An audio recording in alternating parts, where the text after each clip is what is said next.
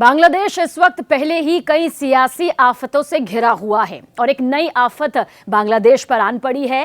क्या ये आफत है? पूरी डिटेल इस वीडियो के जरिए आपको तफसील से मिलने जा रही है। लेकिन अगर आपने अब तक हमारे सोशल प्लेटफॉर्म को सब्सक्राइब नहीं किया है, लाइक नहीं किया है, तो देरी मत कीजिए ताकि जो भी आसपास के ज़रूरी मुद्दे हैं, ज़रूरी जानकारी है, वो फौरन आप तक सटीक जानकारी के साथ पहुंच सके। बांग्लादेश में जिस नई आफत का हम जिक्र कर रहे हैं, अब उसके बारे में डिटेल। दरअसल बॉर्डर तोड़कर 8,000 लोग घुस आए हैं। पूरी खबर यह है कि शेख हसीना के तख्ता पलट के बाद लगा था कि बांग्लादेश में शांति आएगी, थोड़ा सा सुकून नजर आ सकता है, क्योंकि सत्ता परिवर्तन बड़े स्तर पर सियासी भूचाल के बाद सामने आया। लेकिन भारत के इस पड़ोसी मुल्क की हालत दिन ब दिन खराब होती जा रही है, बदतर होती जा रही है। कई आफत जो है एक के बाद एक आ रही है। अब एक ऐसी आफत आई है जिसने मोहम्मद यूनुस सरकार की जो जड़ें हैं वो हिला दी हैं। कैसे? सुनिए आप। बांग्लादेश के विदेश मामलों के सलाहकार मोहम्मद तौहीद हुसैन ने यह बताया कि हाल ही में 8,000 से ज्यादा रोहिंग्या बॉर्डर तोड़कर पार करके बांग्लादेश के अंदर दाखिल हो गए हैं और उनके पास रहने के लिए ठिकाना ही नहीं है। हम उन्हें रोक नहीं पा रहे हैं, ये उनके जरिए कहा गया है। रोजाना उनकी तादाद, उनकी संख्या बढ़ती जा रही है। एक रिपोर्ट के मुताबिक विदेश मंत्री तौहीद हुसैन ने कहा कि म्यांमार के रखाइन राज्य में सशस्त्र संघर्ष से बचकर ये लोग दरअसल बांग्लादेश के अंदर घुस आए हैं। जानकारी है कि करीब 8,000 रोहिंग्या बांग्लादेश के अंदर इस वक्त मौजूद है और इनकी संख्या बहुत तेजी के साथ आने वाले दिनों में बढ़ सकती है।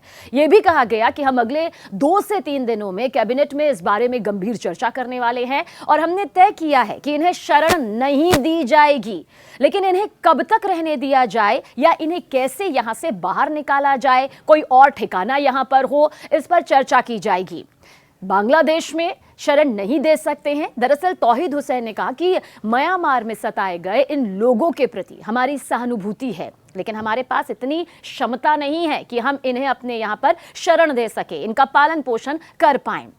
म्यांमार के साथ लगने वाली देखिए सीमा को फिलहाल सील कर दिया गया है ताकि और तादाद में रोहिंग्या यहां पर घुसने ना पाएं। लेकिन जो पहले से ही यहां पर घुस चुके हैं या फिर जिन लोगों ने अभी भी ये सोच रखा है कि वो बांग्लादेश को अपना ठिकाना बनाएंगे, बांग्लादेश में अपना आशियाना यहां पर बसाएंगे, उनके लिए आखिर क्या कुछ समय सीमा होनी चाहिए, क्या रणनीति होनी चाहिए। लेकिन सीमा को लेकर पूरी तरह से सुरक्षित करने में कठिनाई यहां पर हो रही है, इस बात का जिक्र भी कहा गया, क्योंकि बॉर्डर को पूरी तरह से सील करना मुमकिन नहीं है। यह कुछ वक्त के लिए किया जा सकता है, लेकिन पूरी तरह से इसको सील कर देना फिलहाल संभव नहीं।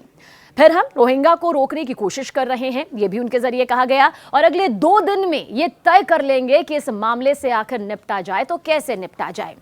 देखिए कुछ और डिटेल भी आपको बताते हैं। दरअसल 10 लाख रोहिंग्या पहले से ही मौजूद हैं। सोचिए, लाखों की तादाद यहां पर रोहिंग्याओं की है और 8,000 और बांग्लादेश की सियासी तौर पर एंटर कर चुके हैं। और क्या इन्हें फिर म्यांमार वापस भेजा जाएगा? ये बहुत बड़ा सवाल है। लेकिन इसके जवाब में बांग्लादेश के विदेश मंत्री ने कहा कि हम अराकान आर्मी के साथ संपर्क करने की कोशिश करेंगे। अराकान आर्मी म्यांमार का एक विद्रोही समूह है जिसने रखाइन राज्य के ज्यादातर हिस्से पर कब्जा कर लिया है। तौहीद हुसैन ने यह भी कहा कि इस समस्या से निपटने का एक रास्ता है और जो रास्ता है वो अभी कुछ देर पहले यहां पर हमने बताया। वैसे हम देखेंगे कि उनसे कहां तक बात की जा सकती है, यह भी उनके जरिए कहा गया है। दरअसल 25 अगस्त साल 2017 से बांग्लादेश के कॉक्स बाजार जिले में 10 लाख से ज्यादा रोहिंग्या रह रहे हैं और इनमें से ज्यादातर म्यांमार में सैन्य तख्तापलट के बाद भागकर बांग्लादेश आए हैं।